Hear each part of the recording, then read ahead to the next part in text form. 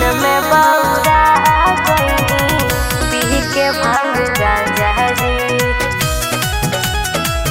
पी के भांग गांजा जी, गांजा जी,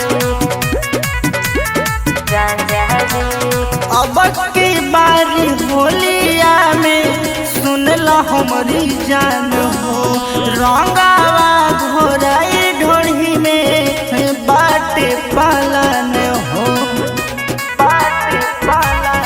हाँ हाँ अब की बारी होलिया में सुनला हमरी जान हो, रंगावा घोराई ढोली में बाटे पालन हो। आई हो दादाई का कह तानी हमारे राजा जी हो, ले में बौरा गईनी पी के भांग गांजा जी, फागुन में बौरा गईनी पी के भांग गांजा जी, पी के भांग गांजा जी, पी के भांग गांजा जी,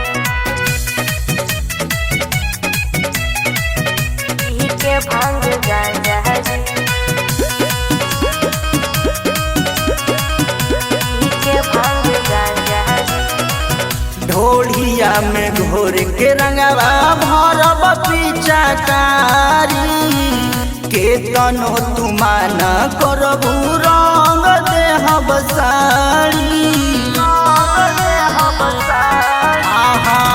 ढोलिया में घोर के रंगवा भरब पिचकारी, के तनो तुमान करबू रंग देहब साड़ी। देखा कान खोल के सुनला कर जाऊ, होई नहीं ऐसन हर का कही टोला मोहल्ला औरी पड़ोसन, ऐसे नहीं दी हमके रउआ ऐसन साजा जी हो, ले में बौरा गईनी पी के भांग गांजा जी, फागुन में बौरा गईनी पी के भांग गांजा जी, गुन में बौरा गईनी पी के भांग गांजा जी,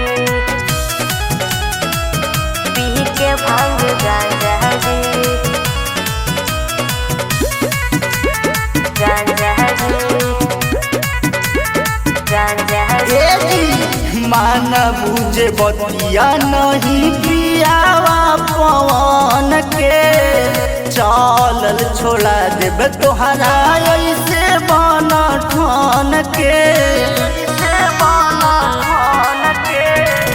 मान बुझे बतिया नहीं पियावा पवन के, चलल छोड़ा देब तोहरा ऐसे बन ठन के। मान जाई रूसी नहीं कहरी तनिका फील जी,